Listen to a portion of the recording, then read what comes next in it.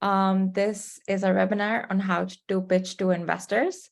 And if you can turn on your video and be with us, that would be great. But I really thank you all for joining us so late in the day. And with that, I will go ahead and make introductions for our speakers. So Angela, thank you so much for joining us so bright and early in the day. I will hand it over to you first to introduce yourself. I'm already loving the American colors that you have going on. So let's hear it from you. Well, thank you, Aksa, and thank you, Caroline. I'm extremely honored to be here today to talk with you and meet you. I've heard really great things from Caroline and Aksa about the community that they've connected with. So it's really my honor to be here today on Zoom and maybe someday in person. But my name is Angela Jackson. I am an investor in early stage private companies, probably many like the ones you're building. I reside in Portland, Oregon, which Oregon is north of California and does a lot of trade with Southeast and South Asia. So we feel very connected through those channels to our partners. Entrepreneur culture is probably a bigger thing in America than a lot of other places to start. What's exciting is seeing all the ways in which, I shouldn't say entrepreneur culture, it's everywhere, but where entrepreneurs meet private investors, it's kind of a strange thing that you probably have heard of Silicon Valley. It's a part of California that where this kind of investing really sort of started and took off. But to me, the beauty of it is that's kind of a weird hotspot. Sorry about that. Just a reminder for everybody to remain muted. We will have an opportunity to ask questions later. Thank you. So Silicon Valley investing is a little bit of a crazy one in a lifetime sort of place. We are located near Silicon Valley, but with sort of a different approach. And I think learning how to apply some of the lessons of investing like Silicon Valley across and adapting to wherever you are is a really valuable exercise. So I'm going to talk a little bit about my path to doing that in Portland, Oregon, and hopefully inspire you to think about your own entrepreneurial ecosystem and how you can contribute and better understand and shape that investing, both by being great entrepreneurs and maybe even someday investors. So my story, I'm the child of an entrepreneur family. My father built a technology company starting before I was born. It took a long time for that business to be successful. I would say, from the stories of my older siblings, we didn't know if we were poor or rich, but mostly poor until many years into it, where the business started to become really profitable, and found out, that he was in a hot space. The company was a circuit board company, which by today's standards would not be high tech, future forward, but in the 50s, 60s, that was probably mid 60s by the time it got going. It was pretty advanced. So I never set out to become an investor. I never even knew I was an entrepreneur. But in that way that we somehow can't not be a little piece of where we come from, I realized later in my life that I had that entrepreneur in my DNA. And so probably, in my mid-20s or so, I started to invest in real estate. And I felt my gut was telling me that I had a good feel for seeing something far out in the future, having the timeline to let it mature, and placing bets. So not long after that, I decided, real estate property investment is great, but company investment is faster, it's quicker. There's more chance to actually make like a business out of that investing. And I was fortunate enough to connect with a group. I'll say. Sorry, Angela, that was me. I was trying to mute the people who were unmuted and I accidentally muted you. So my fault. Oh, no worries. No worries. I think it just happened, so I don't have to repeat much. But so nobody is born knowing how to be an investor, right? It's a learned skill. There's a lot of technical stuff associated with it. We say the term angel investor, and what we mean by that is really that's an individual who is investing their own money along their own criteria for whatever outcomes they may want, right? And so my journey began as an angel investor when I had done a bunch of investments and learned the trade a little bit. Then I was able to start investing other people's money. And that at that point, that involves setting up a lot more rules because now I'm investing more than other people's money. And so in 2010 or so is when we launched Portland Seed Fund. So that is an early stage venture capital fund where we've now raised about $25 million to invest in startups that are based primarily in the US West Coast. So that's probably a lot for a starter. Why don't I leave it there and turn it over to Caroline or Aksa? I think that sounds good. I already have a couple of questions that I want to ask you, Angela. So we'll come back to you. And Caroline, why don't you go ahead and introduce yourself? I know that most of the people already know and have met you. Yes, absolutely. Let's remove the pin. If you want to pin me, that would be fantastic, Aksa. Assalamu alaikum. It's wonderful to see many of you again and some new folks as well. We really appreciate you joining us at this time. I know from talking to Amber on our team, who's our entrepreneur in residence at Fatima Jinnah, that it's very hot and humid right now. So hopefully you're getting some respite. It's hot here as well, but fortunately in Oregon, we don't have the humidity that you all have. But having grown up in New Jersey and Philadelphia on the East Coast of the United States, I'm very familiar with the extreme humidity and how difficult that can be to concentrate during that. So excited to have you here. For those of you who don't know me, I am the CEO of RAINcatalysts. We're a nonprofit that gets invited into communities and countries like Pakistan. And what we do is we find entrepreneurs like yourselves and we wrap resources around you for free, free to you, but funded, in this case, the program we're here today for is funded by the US State Department and the US Embassy in Islamabad. And thank you to them. I don't know if Zach from the embassy is on or not, but I just wanted to give him a shout out. I also want to give a shout out to a few other folks. We have our university partners on the line, Ali Qasim, Estisham, and I think Dr. Ahmad. I think I saw Dr. Ahmad on as well from Beria, Comsats, and Fatima Jinnah, respectively. So welcome and thank you all for being here. And then our three entrepreneurs in residence. I know Amber is on from Fatima Jinnah. Welcome. And I'm not sure if I see Aisha and Dr. Zunera, but if you are on as well, welcome. We're really excited to have you here today. So I also have a background in entrepreneurship. I have been the CEO and co-founder of two tech companies. The first company was basically Pinterest 3 years before Pinterest ever existed, but we were focused on, hyper-focused on the wellness market. We were too early, we made a lot of mistakes, and there's a whole other presentation I have on the top 10 reasons startups fail. But today I'm going to be talking with you about how I raised $1 million for my own companies and how I helped many other entrepreneurs raise capital. In some of them delivered the pitch and get a check written within the next couple of days. Some it takes several months.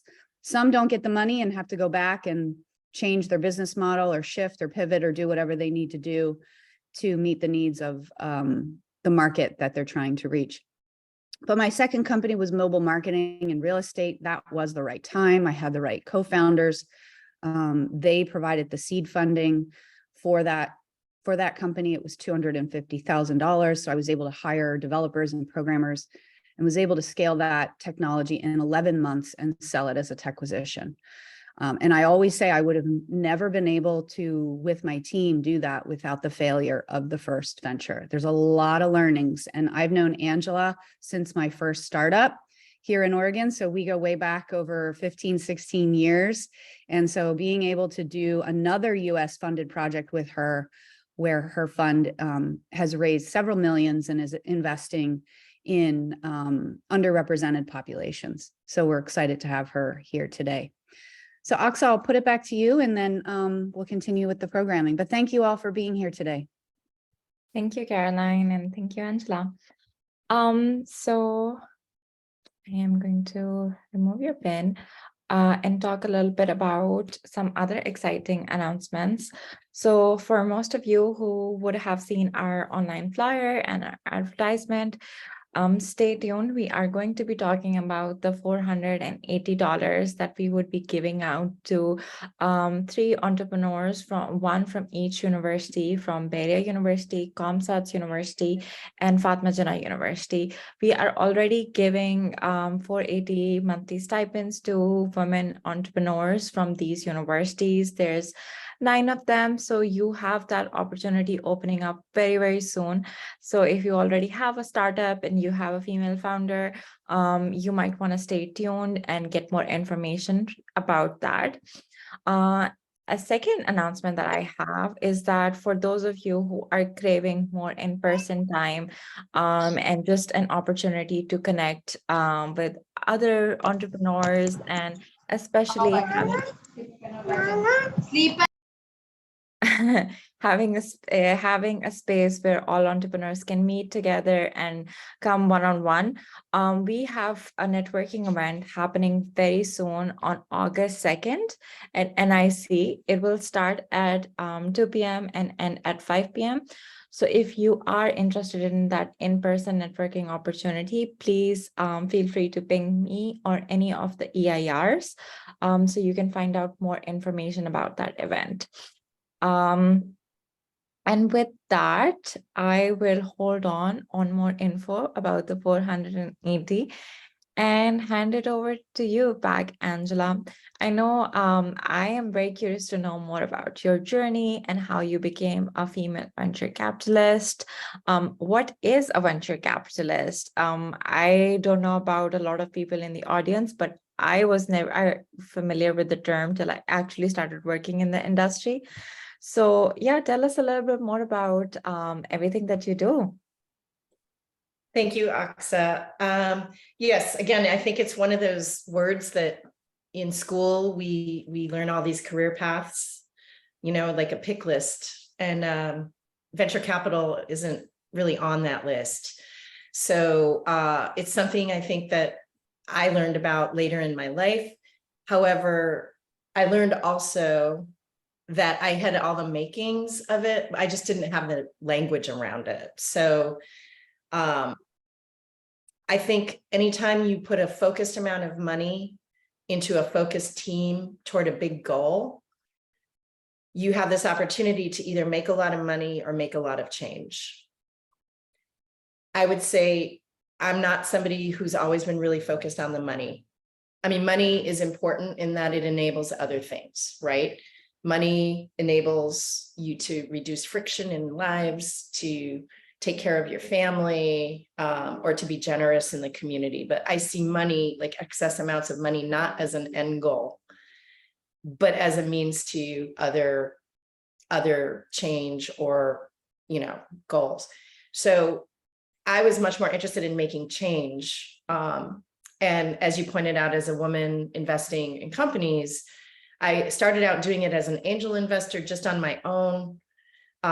This goes back to, as Caroline said, the time when Caroline was an entrepreneur at the same time that I was emerging as an investor, starting to learn the trade.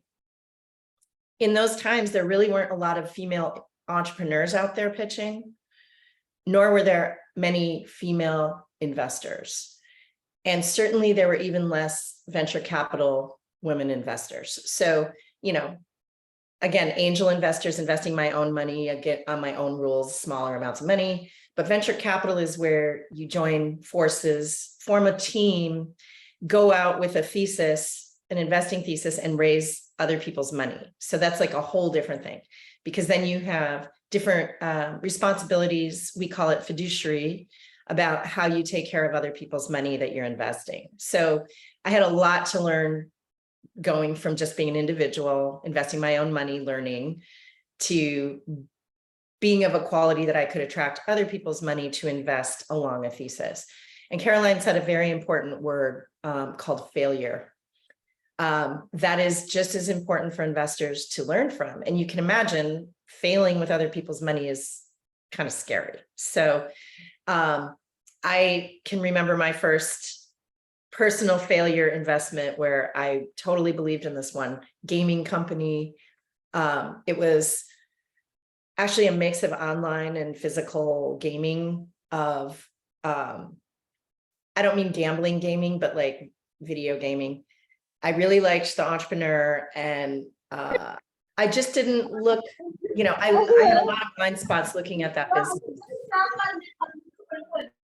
So that turned out to be kind of my first big fail, but again, one that I learned so much from. And if I hadn't had that failure, I wouldn't have been able, I think, to credibly go out and raise money from other people, saying that I had learned from both my failures and my successes. So, you know, fast forward to today, a lot of, I'd say there are definitely way more women in entrepreneurship and venture capital than there were 12 years ago, but we still have a long way to go. And so I'm no longer the only woman in the room, I would say, with venture capital. But a lot of people getting into this space don't feel that welcome because there's still few. So we need to all work on this.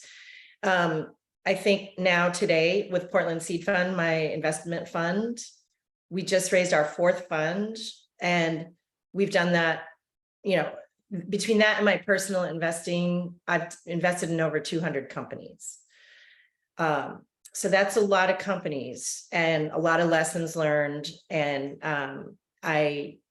you know, some have been zeros, and then others have gone on to make 10, 15, even 80 times, 84 times our money on the investment.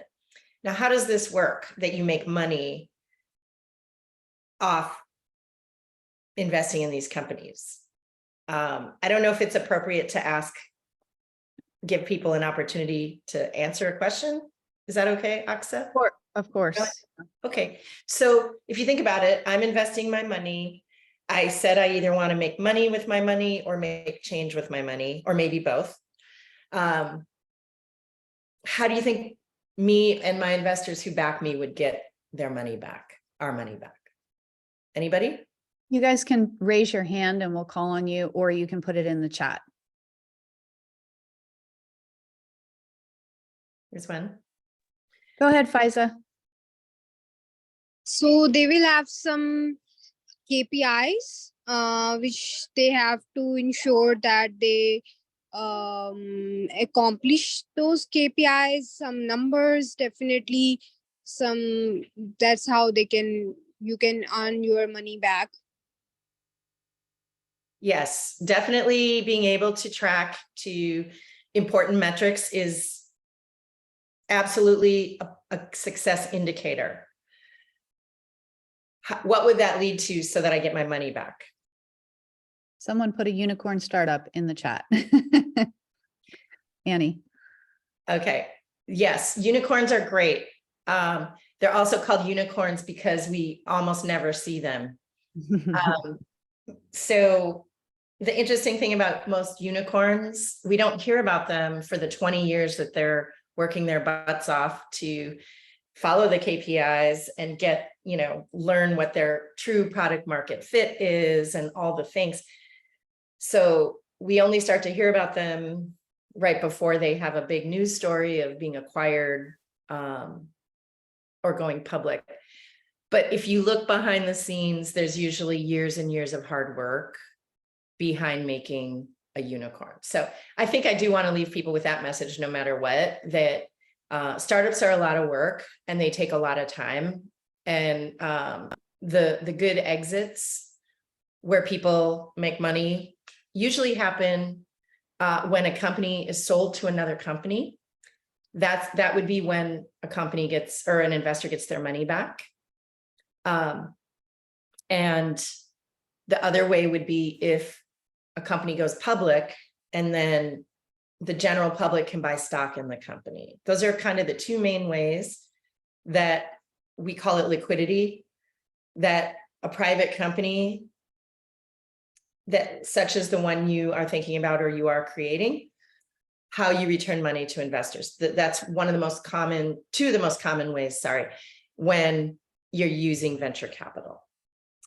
I think I saw a question about what is a unicorn company, and Caroline put a good link in there. I'll just say venture capital investing is something done when you think your $1 invested might one day be worth $100. Okay, so, but the odds of that happening are quite low, so it may end up as zero. So it's a one form of investing. No one should ever invest all their money in venture capital because it's high risk for potentially very high rewards. But there's also a good chance it could fail. So that's the risk appetite that not everyone would be comfortable with. And frankly, I think because I grew up in an entrepreneur family, back to my point of we always take a kernel of our families with us, whether we know it or not. I didn't know I was growing up with this risk appetite to tolerate these high risk, high reward deals, because that's just who my family was. I didn't know anything else. So let me pause there and see if there's any questions about my journey, but I do have sort of 5 key things that most investors would look at as you think about how to express your business. I think part of what you're probably listening for is my business appropriate for a private investor who has these types of high returns expectations so fast? If not, you might have other avenues. You may have bank options. You may have some grants options. You may have other options. Or you know what the best kind of capital in your company is? It's the revenue that you produce through having your business working. So that's way better than investment capital because investors expect to own a piece of your company in exchange for their money that they're lending you, which is very high risk money.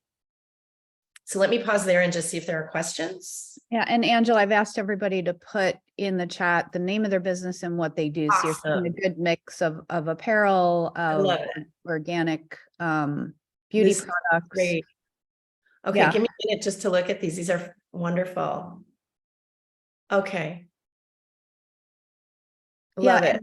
Does anybody else have a question for Angela before she moves into the 5 things that she looks for in an investment? Again, use the raise hand feature, or you can just post it in the chat. I'm just scrolling through these. All these are great. Mm-hmm. You can ask any question that you might have, even if it's just to understand what a seed fund does, or how did Angela get into this role? So I just want to highlight one thing. I did say you might be in it to make money. You might be in it to make change or a sense of purpose. They're all valid goals, right? I noticed Samab Latif is in a business that, if successful, will be very transformational. And we call those businesses impact businesses, where they have a outsized social or economic impact on whomever they're serving. And I think it can be extremely satisfying and powerful to create those types of businesses using venture capital risk, where the real output is change and not necessarily you yourself are looking to get rich, if that makes sense. Ali Qasim, go ahead. I see you have your hand up. Hi, Miss Angela. How are you? Hi, Ali. My question is, out of, let's suppose, on average, 10 investments that you've done in a startup, how many as per your experience, have failed, and how many were successful in, giving the said revenue back? Yes, great question.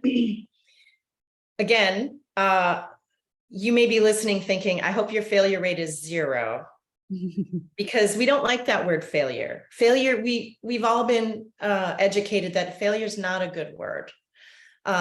Whether we go to school, right, and get a letter grade, no one wants to come back and say, hey, mom, I got an F for fail. Yay, right? We want A's and this and that. So it's hard to break out of that mindset that failure is part of the model. And in the case of early stage investing, somebody should expect probably, 1 out of 10 of the companies is a great success, meaning it's going to return, say, 5 times or more your money invested. The middle, say 4, will return at least your money, or maybe to three times your money. And then the rest are 0 or barely return money. So it's probably 30 to 40% of expect them to fail. Thanks for that question. There's another question from Gahar. Is it actually important for a small business to team up with investors? And Gahar, do you mind unmuting and just sharing with Angela what your business is? I know what it is because we've met in person and we've been supporting you, but could you just unmute and tell Angela what your business is? Yes, sure. So I sell hand embroidered and casual kids wear for size 0 to 7 years. Beautiful. And they are beautiful. Her designs are really incredible. So Thank you.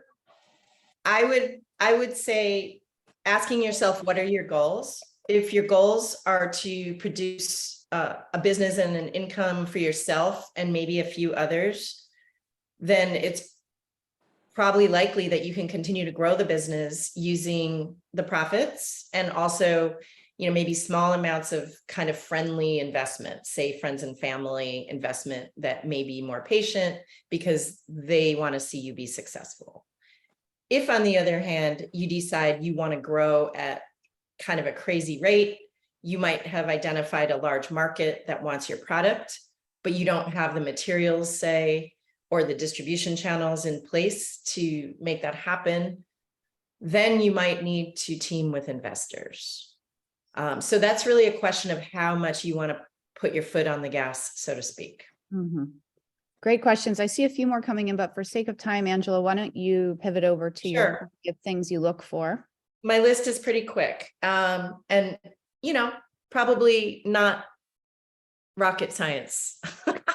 Number 1, at this early stage, it's going to be the team. It's going to be the entrepreneur that an early stage investor believes in. So as I look out at people on camera, I'll imagine everyone else is on camera, meeting and connecting with people, understanding their motivation for the business, understanding, do they know what they're getting into? What have they done in their past that leads me to believe they can do something really hard that's going to take a lot longer than they thought, that'll probably go sideways 10 different times, and they're still going to get back on and push it to a great conclusion. So a team for a business that a venture capitalist looks at needs to be larger than 1.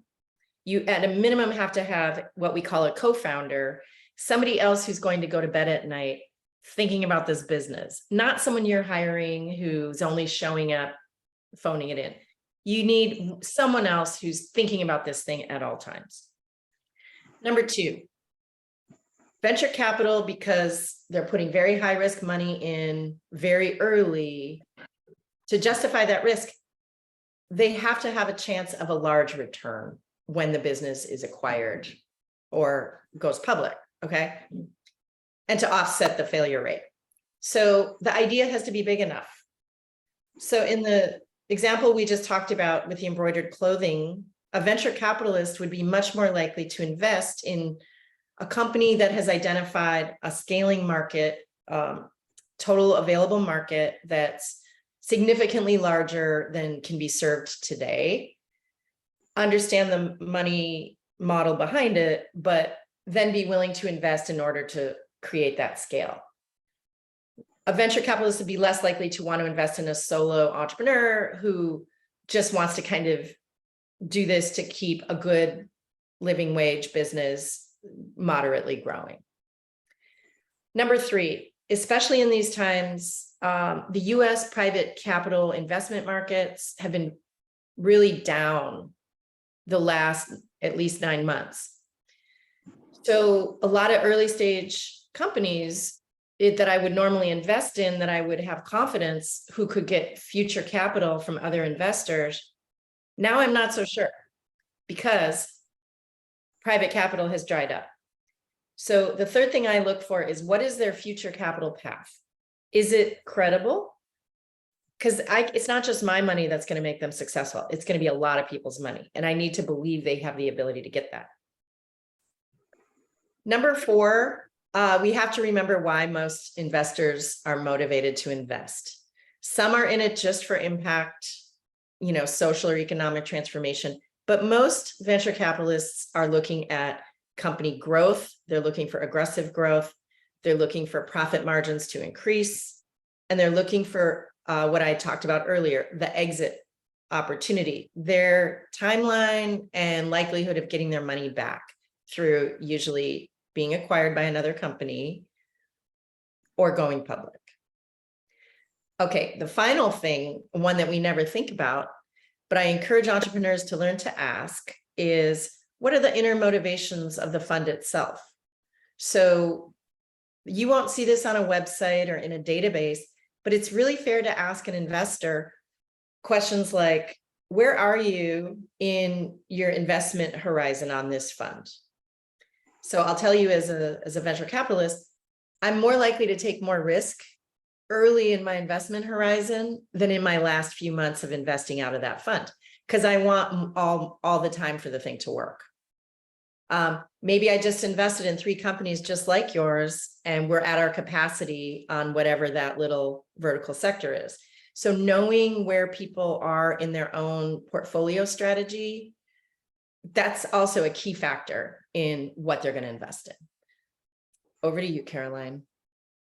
Thank you, Angela. That was really great. And if there's a bunch of questions in the chat, so while I'm presenting, if you don't mind scrolling through those and responding, that would be awesome. But thank you for sharing that. What I'm going to do, we wanted Angela to join, not only because she's a great partner and has invested in so many cool companies, but we wanted you all to be able to meet a venture capitalist who is a female, who has been doing this for a long time and really prioritizes investing in female-led startups as well. So we're really excited to have her here. So I'm going to go ahead and share my screen. I have some slides I want to talk with you about. And this is what I'm going to be talking with you about today, are the outline of what should be in a pitch. I actually delivered this format for my first tech startup, and this only happened to me once, and it very rarely happens to other people. But I had a check written within 20 minutes for $300,000. And we were actually pitching what we call vaporware, which basically means that you're pitching a piece of technology that hasn't been even created yet. We were showing screenshots of that technology, but we were really compelling in selling the market problem and the solution. Most people don't raise capital that quickly, that way, but I can tell you that this format has been used by hundreds of entrepreneurs who have gone on to successfully raise capital. So if you have questions as I'm going, please put them in the chat, raise your hand, and then Aksa on my team can monitor, and potentially Angela as well. So first, it's like, well, who are you delivering your pitch to? And your pitch will be put into Google Slides or Keynote or a PowerPoint presentation, and there's many other ways. Canva to design a nice pitch and make it pleasing, because every interaction with you is basically an interaction with the brand experience that you're trying to create for your business. This woman here, some of you may know her, Shad Begum. I hope I'm saying her name correctly. She's a Pakistani activist. She has a great TED Talk on empowering women to live to their full potential. And she does a really good job of presenting. You can see her hands are open. Her eyes are wide. She's making eye contact with her audience because when you are pitching, you're basically putting on a performance. You should consider as if you were on a stage, whether you're talking to family and friends, bankers, investors like Angela, accelerator programs like ours, customers, peers, and your pitch will be tweaked based on your audience. So if you're delivering the pitch for money, it's going to have the elements that I'm going to be talking about today. If you're delivering your pitch to a potential customer, you're going to tweak it to what is the value proposition of that company or that person to purchase your products.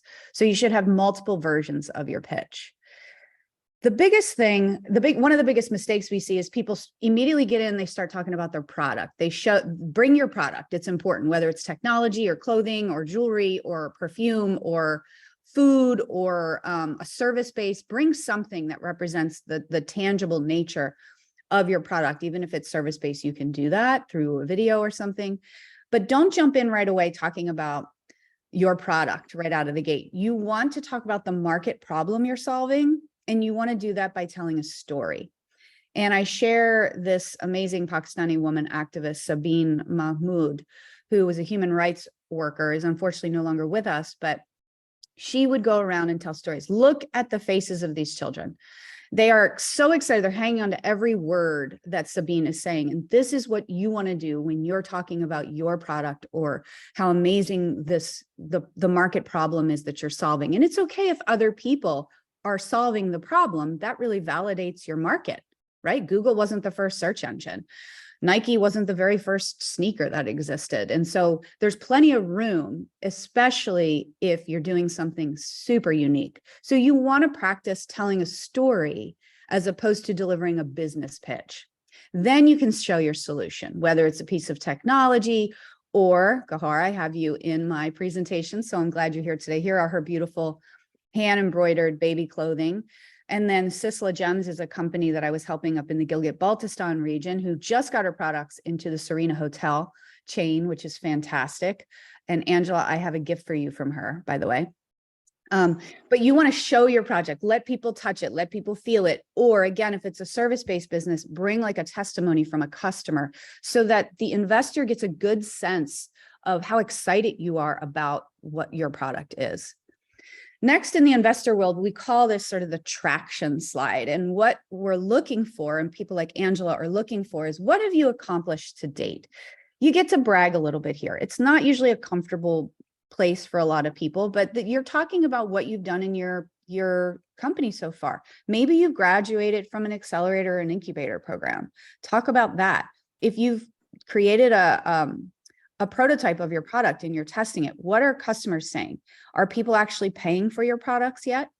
I know Faiza is on, and I purchased her handbag when I was there. So I know that she's got customers. She has a great e-commerce website. Feel free to put the links to your websites in the chat as well.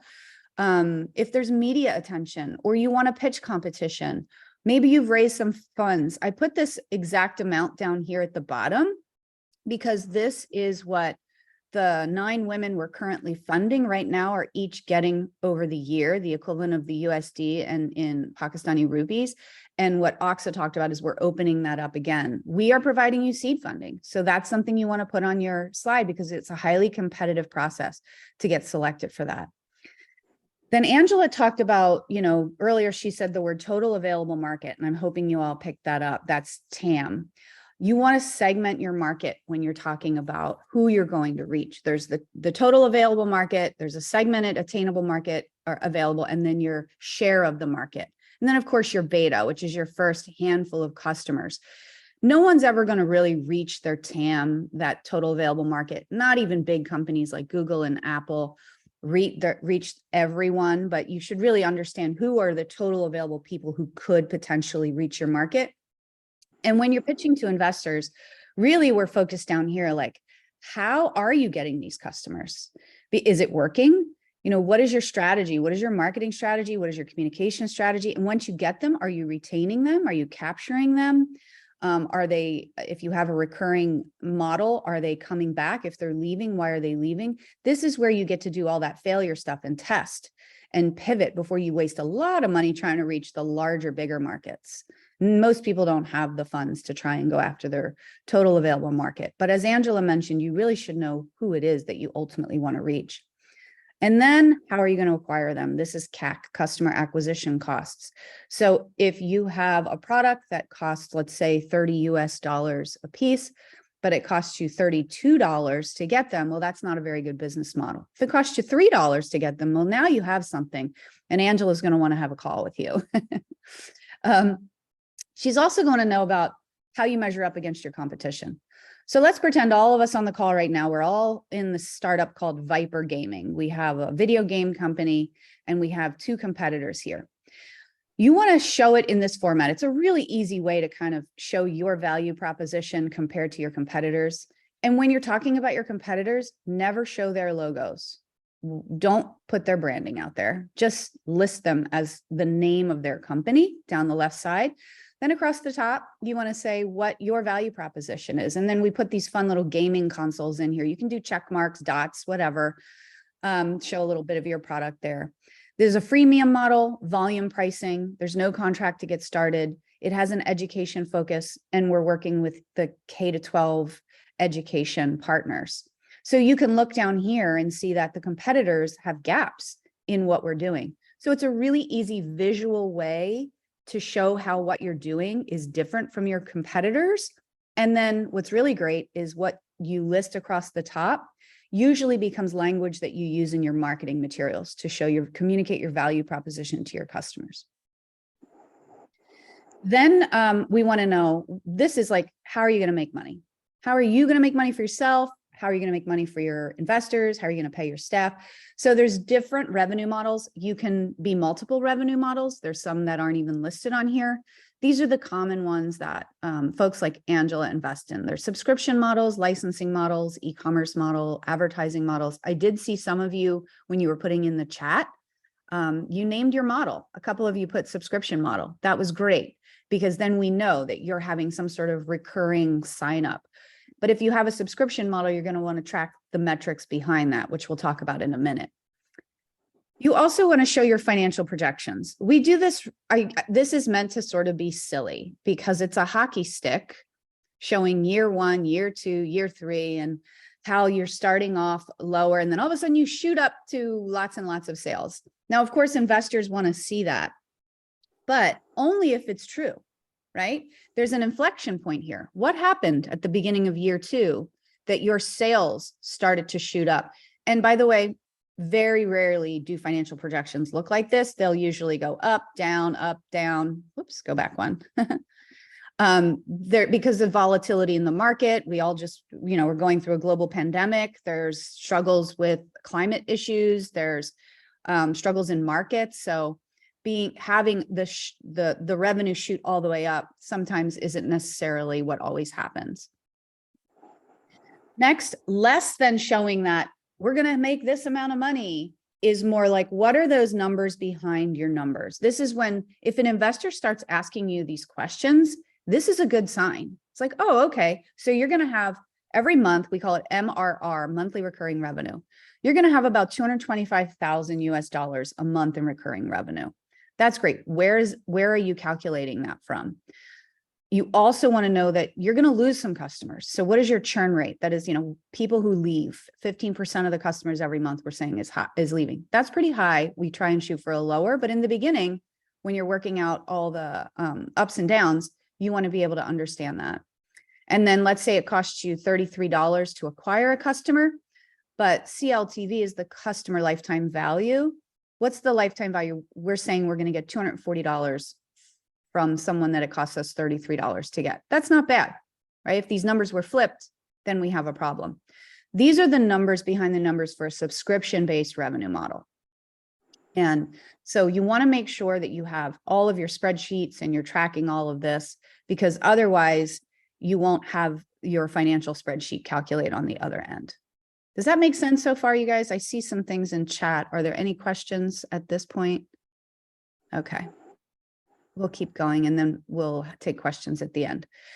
Next, as Angela started off, her number one thing she looks for is the team. And I know someone asked in the chat, do I need to find a co-founder? I mean, it really depends. Yes, we like to see a balanced team, people with different skill sets on the team, but you want to be able to sing the praises of your team, right? This is where you get to brag about what you've done. What is your background? If this is your first time doing a startup, that's fine. Maybe you've been a manager before. Maybe you did really well in school. Maybe you won pitch competitions, whatever that is. And this is why it's important to have mentors and participate in our program, because sometimes we know what your success is. We see them. You're so mired in your business. You're working on it. You're in the lab working on your essential oils, or you're creating your products, or you're building your tech. Or Faiza, I know, is on, who has the hermetic bags, who's working with farmers to reduce, increase the yield. That's fantastic. You want to be able to make sure your mentors work with you to feature what's so great about you and why you're the right person or people to run your company. Then, as you're working through your financials, you're going to find out, how much money do you need and why do you need it? Do you need a small amount right now just to sort of bridge yourself to get to prove your market? Or have you already proven your market and you now want to go big and you just need to build the capacity within your organization? So you want to be able to tell us how much money you need. Here's an example. I need 75,000 US dollars. I want to develop my brand. I want to finish my e-commerce website, or maybe optimize it, or try some digital marketing campaigns to test out keywords. Maybe you want to hire a salesperson. Just let us know what you need those funds for. And by the way, I know that we're coaching a lot of the women on this. It is okay to pay yourselves. Even if it's a small amount, it's okay to pay yourselves. And we can talk at length about why that is. And then if you are pitching for venture funds from a seed fund like Portland Seed Fund, like Angela, as she mentioned, they really make their money when there's an exit strategy. And so what does that look like? Is it you're going to be acquired by another business? Is it there's going to be a big strategic deal? Is it that you already have been acquired and you're still in the company and there's dividends being paid, or whatever that might look like? Or for smaller businesses, maybe your exit strategy isn't this big, huge exit. It's a family succession plan. You want to hand this business over to your children, or over to your siblings, or over to an uncle or an aunt or an auntie or somebody. Think about it, because we're all not going to run our businesses forever, and thinking about what the future holds is really important.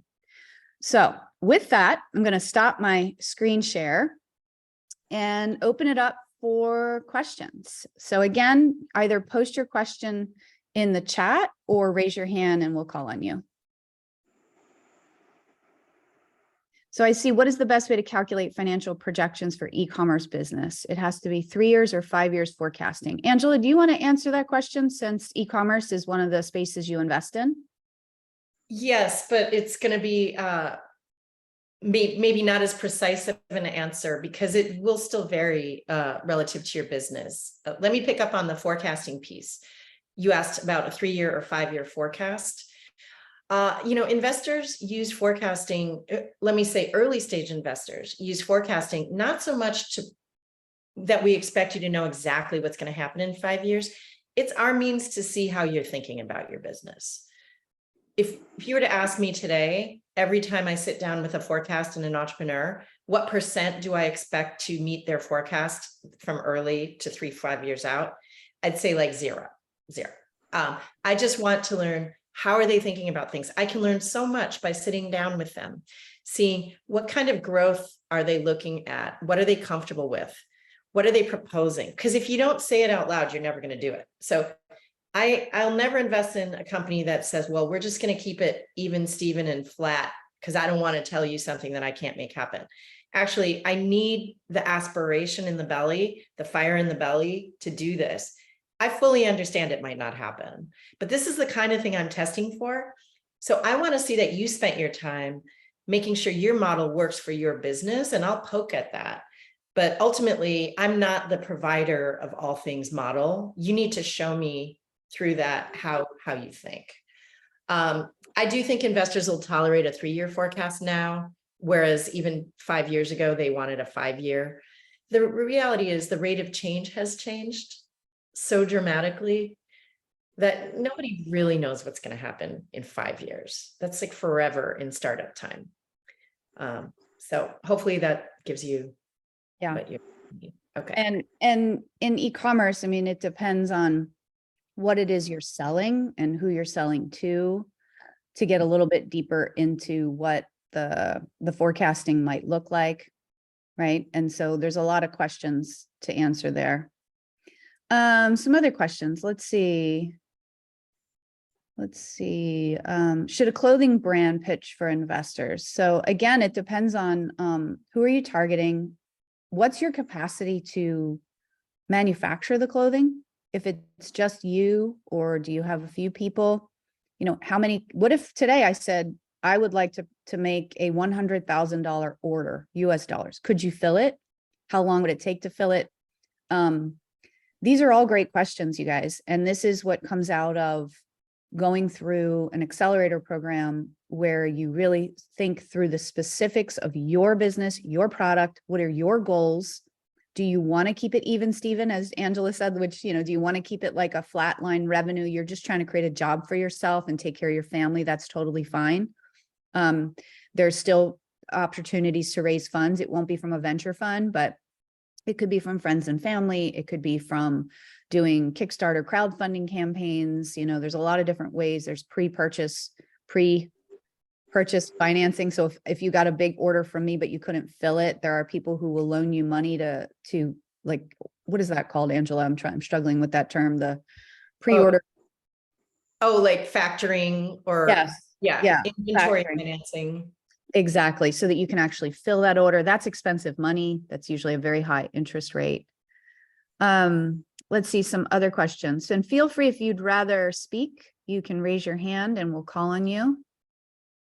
Who's already generating revenue. Investors are mostly interested to invest in for seed funding or business who is already generating revenue and want to boost their sales. Angela, can you talk about, do you invest in pre-revenue companies? And if so, what does the company have to look like? Yes. So I would say how much a investor will invest in a pre-revenue company sort of depends on the climate. And this goes back to my comment about, you know, the US capital markets have dried up quite a bit in the last 9 months. And so our appetite at Portland Seed Fund for investing in a pre-revenue company that hasn't quite figured out their model and how they're going to scale yet is less. Why? Because I know that their chance of getting that additional growth capital is low in the short term. Maybe in 2 years, it'll be completely different. So now when I'm investing in pre-revenue companies, I'm looking at deeper science and deeper technology that is eligible for government, like federal investment or state investment. So that allows them to get a little bit of their act together before private money comes into play. So it would still be pre-revenue, but I don't have to pay for them to figure it out. Someone else is paying for them to figure it out, if that makes sense.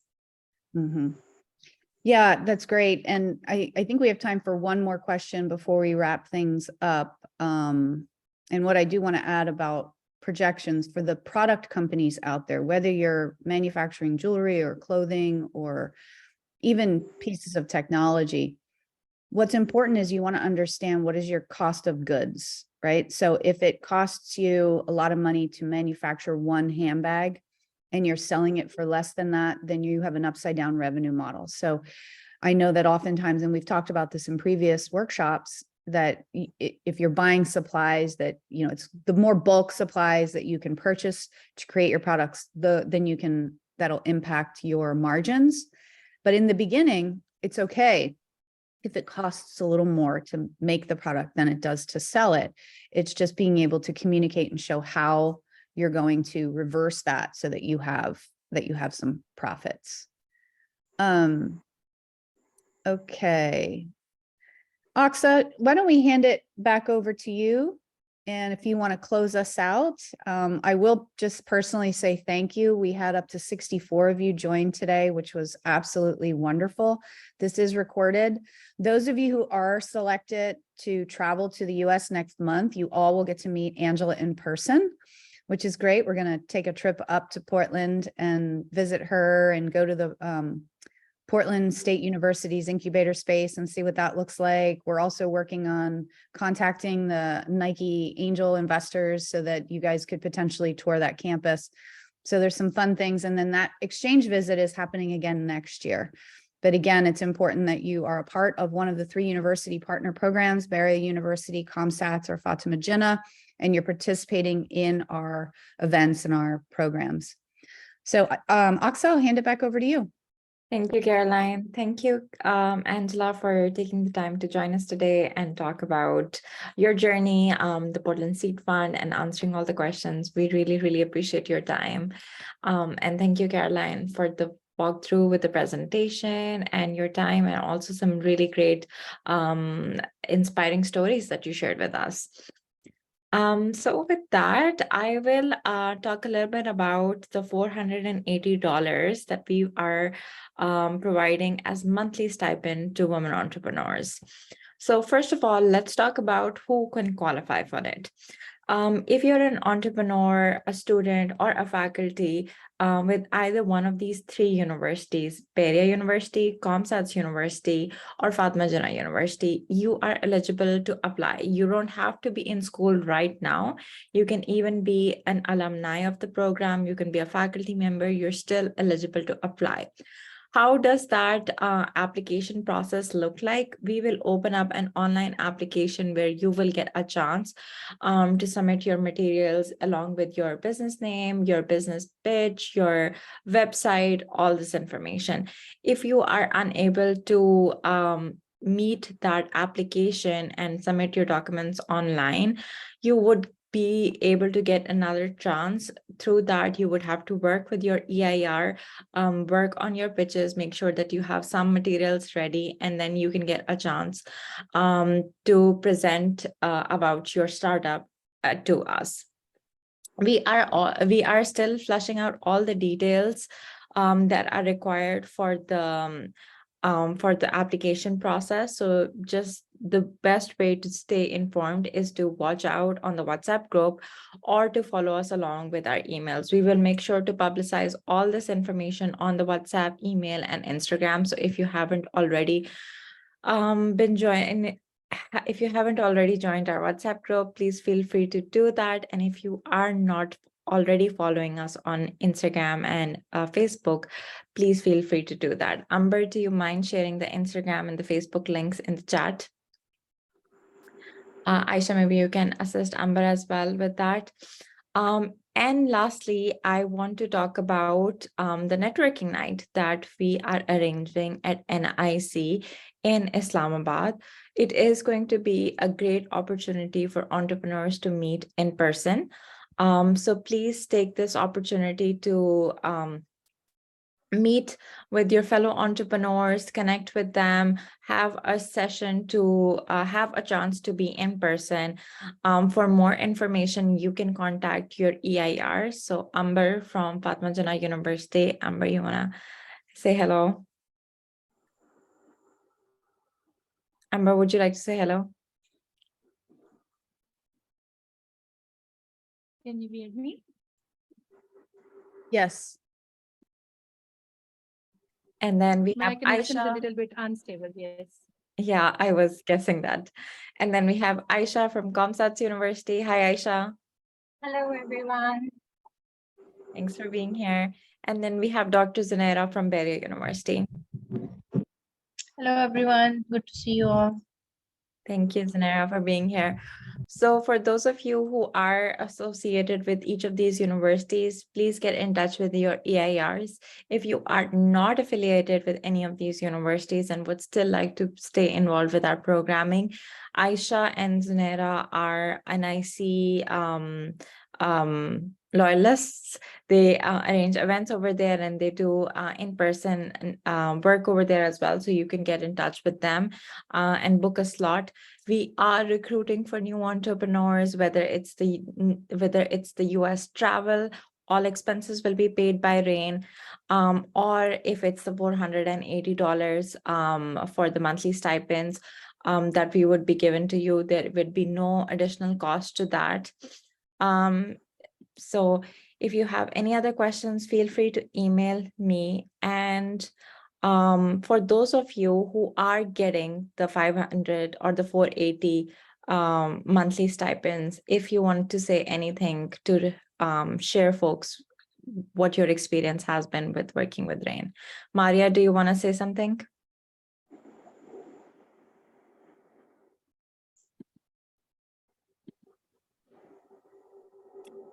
Maria, Gohar, Baiza, any one of you would like to share your experience of the $500 that has been helpful for you? Sure. I would like to say something. My business was in just at just the idea stage or alpha. My app was in the alpha testing phase, and when I got the funding from Rain, it helped me. Start up my operations and purchase a bulk of hermetic bags and test and validate my idea. Work with expand my operations to other farms as well. So it's been a great source of income from funding for my startup, and I I would like to encourage all the startups to apply for this, and it will help you a lot in starting up your operations at even if you are at the idea stage right now. Thank you so much, Faiza. So you can see that we are working with real people, real entrepreneurs. I know, Faiza, you're here as well. I'll give you a chance to share your experience as well. Thank you so much, Aksa. Thank you so much, Caroline, Aksa, and everyone for giving us this opportunity to expand our businesses. And also, when I started my journey of the business, I was really clueless. And then I met Caroline and Aksa at Ray University, and I figured out where I was wrong. And with the funding, I really boost my business in terms of the sales. Also, from the various training sessions, I figured out where I was wrong, and also how to make it right. So from the funding, I shifted my e-store from what you can say from the WordPress website to the Shopify, and I made it really good. Like Miss Darlene and Aksa can also see my website now. It's totally revamped. I also figured out how to make the marketing strategies to sell my products and expand my business. So yeah, this is a very good, actually very excellent kind of funding program. It's not just giving you the fund, but also giving you the hand to raise your business and make it right. So Thank this is from my you. side. Thank you so much. Once again, thank you so much, Angela, Caroline. I know that we're over time, so I'll give you your day back. Thank you so much for joining us today. And thank you so much to the entrepreneurs for staying on so long at 9:37 at night to talk to us about this. Thank you once again. I'm going to stop recording and